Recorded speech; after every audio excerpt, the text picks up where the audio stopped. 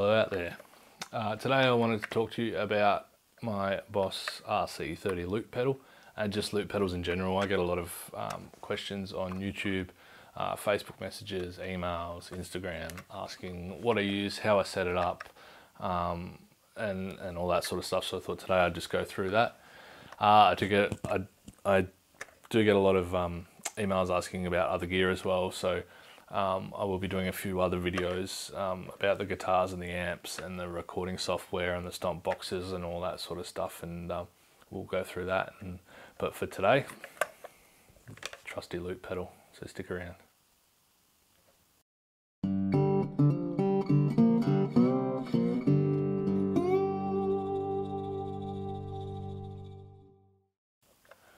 So this is my beloved Boss RC30 loop pedal. I bought this back in about 2011. It's the first one I ever bought and the only one I've ever owned and used. And I think, in my opinion, that it is probably the best loop pedal on the market.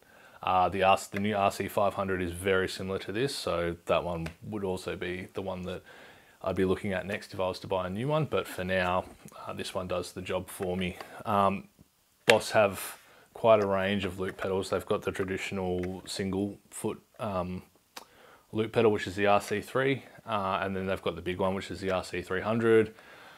They've got the RC500, which is the new one, and they've got another range as well, but I can't remember the model numbers off the top of my head for that one. A lot of other companies do loop pedals as well, but for me, I think Boss has sort of nailed it. And as far as loop pedals go, for the average bloke like me or yourself playing in a pub or playing at home, I think that Boss is the way to go, money-wise and quality-wise and functionality as well. You can get super complicated like Ed Sheeran, who's got the big floor, custom-made floor pedal thing that runs out into a computer, into Ableton, and does all this crazy weird stuff. But yeah, the average person does not need that. We're not playing Wembley Stadium. So yeah, that's the loop pedal that I use. And next up, I'll tell you all the gear that I use in order to get my setup with this. So the initial setup of a loop pedal is pretty straightforward. You have ins and you have outs. So the most basic of setup that you can get is to plug a guitar into the in, and then from the out, plug that from the output to your amp, and then you'll be good to go. That is the most basic of basic setup with the loop pedal. That is not how I set it up. The way I do it, and this is why I like this RC30, is I can split channels. So we have stereo ins and stereo outs, but what we can do is we can plug a guitar into the right channel, and then on the right output we can then run that out to an amp. Then we can plug our stomp box into the left input, and then from the left output we can then run that output out to the mixing desk to mix in that stomp box. And this particular pedal allows you to have that as two separate channels. So you've effectively got two instrument jacks in here and two outputs, and you can take them to two different places and have two different instruments in there. So really good feature of the RC30. As I said, this is the only one I've ever owned, so I'm not sure how the other loop pedals of other companies stack up, but I would say the RC300 would be a similar situation as well. So as I said, we've got our two ins, our two outs. This last one's a foot switch pedal. We've also got a microphone input if you wanted to use this to loop vocals. I personally don't use this this microphone input at all. I did muck around with it once when I was trying to get my stomp to sound a bit better, but yeah, it's a bit touchy with the eyes and things like that. So yeah, but the way I set this up is I do what I call the split signal setup, which is what I've just described. The only difference is that I use one of these, which is an ABY amp selector. So basically we've got the A and the B switch, so we can switch between two amps, and then we've got a Y switch if we want to run both at the same time. So the way we set this one up is our guitar goes into the input. We have output A and output B. Output B we'll just run straight into the mixing desk or the amp or wherever you're running your lead guitar sound. And that's it, that's your lead guitar sound sorted. Output A then runs into the Boss RC30 loop station, and then we'll say that we've put that into the right instrument in.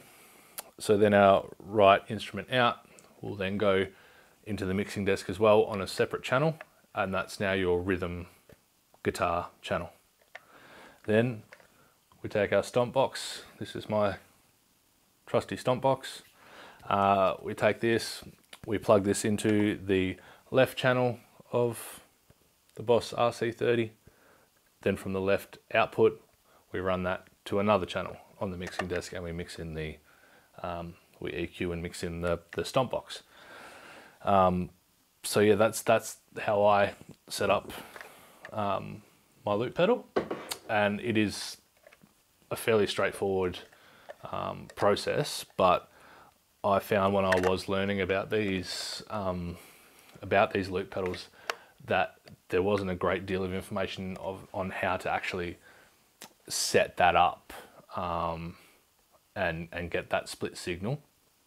Now you might be asking why I bother doing split signal setup with the pedal and having two different channels, one for rhythm, one for lead, and it's pretty simple really.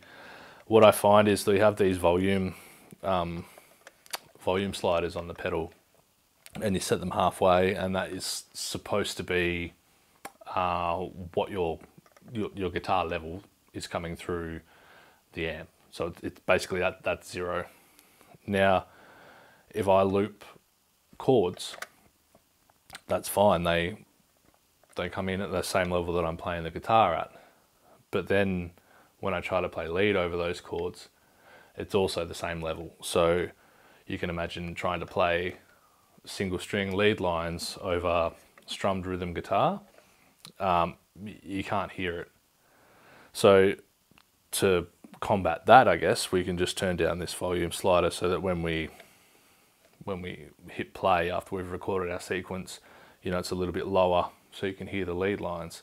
But what happens then is if you only want to loop for the guitar solo, not the whole song, you're playing at a level for the whole song. Then when the guitar solo comes on, all of a sudden your rhythm guitar level drops because you've set it like this, and then it doesn't sound right.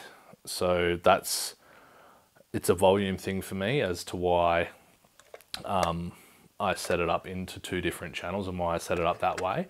And it's also, you want different tones, I guess, for your rhythm compared to your lead. You want your lead to be biting through a bit more, maybe a bit more treble. You know, you want it to cut through a bit more, and it's easier to kind of EQ your lead guitar sound in rather than trying to blend a rhythm and a lead guitar sound, if that makes sense. So you've got that versatility as well, to be able to mix that through the desk and have your rhythm sounding real nice, and then have your lead sound, you know, bitey and cutting through and sounding good.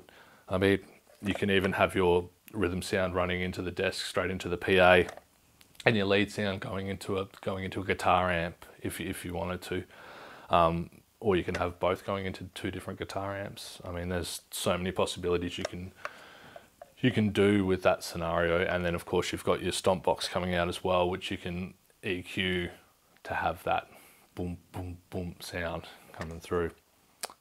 So yeah, that's how I set this up, and hopefully that's some good information for you, because I know that when I was trying to work it out, I couldn't find a great deal about how to split the signals and things like that. I just had to do a bit of trial and error. So hopefully that's a bit of a tidbit for you and you can work with that. And that is how I've set up in my All Along the Watchtower video and my whipping post video. That's how I've set that up. When I used the loop on Voodoo Child, it was set up a little bit differently because I wasn't, I just recorded that straight into a phone, so I wasn't going into Pro Tools or anything like that. So that setup was a very basic setup. So just to wrap it up, I just wanted to talk about looping when you're recording, like my videos on YouTube, versus when you're playing live. I think when you're playing live, especially when you're playing acoustic, it's not, when you're playing solo acoustic, you want to have as little gear as possible because you haven't got people helping you out. So I think it's more advantageous to run that stuff straight into the PA system that they've got there. So just straight into DIs and work your magic from the desk and use the desk. And that's how I set up live to do it. When I'm recording videos or recording on my computer for actual recording, you know, the way I set it up is I'm quite lucky that I can you know, experiment a little bit. So I can try running through direct into my interface and then one into the amp, or running both amps, or I'm quite lucky I've got a few amps around. So I mean, for All Along the Watchtower, I ran my rhythm through an orange head with a homemade cab, and I ran the lead straight through my Marshall Plexi behind me. I didn't use any effects or anything like that, so I was able to just mic up those cabs, get the sound I wanted, because I really wanted that. I wanted that overdriven, really hard sound for the lead licks, but you know, I'm playing acoustic, but then I want to stay true to the acoustic by not running it through effects pedals as well. So in order to do that, I had to mic up this bad boy over here, the Marshall Plexi with the 4x12 cab, and I just cranked the guts out of it, 10 all the way, and just got that Marshall tone through the Cole Clark guitar. So yeah, I mean, a lot of people probably wouldn't record using a loop pedal, but why not? Live recording. I mean, yeah, you're either playing in a pub, or you're here making videos, or you're putting down ideas, and sometimes it's easier just to record through a looper. So and as you'll notice, I mean, I don't use it on every song I play. I use it I'm very picky about when I want to use it. A lot of my songs that I do play, and a lot of covers that I play, I don't use the loop pedal. I reserve it for special songs like All on the Watchtower or Whipping Posts, or, you know, I might lay down a 12-bar blues just if I feel like having a bit of a wail or whatever. So there's definitely perks to using it for recording, and there's definitely perks for having it sitting there when you're playing live, especially for live as well. Especially if I don't run off set lists normally, so I mean, if you don't have set lists, they're really good for just jamming out when you run out of songs to play, and just start looping stuff, and you know, people dig that stuff. So thanks a lot for watching and being interested and asking me these questions about how I set up, what I use. You know, I really appreciate it, and I appreciate all the support that I've been given over the last sort of, you know, 6 to 12 months with the YouTube thing, and people coming and watching my videos and being interested, and some people, you know, sending me messages and telling me how much they love the music, and little stories that it reminds them of people, or I really appreciate that, and yeah, I can't thank you guys enough for all that support.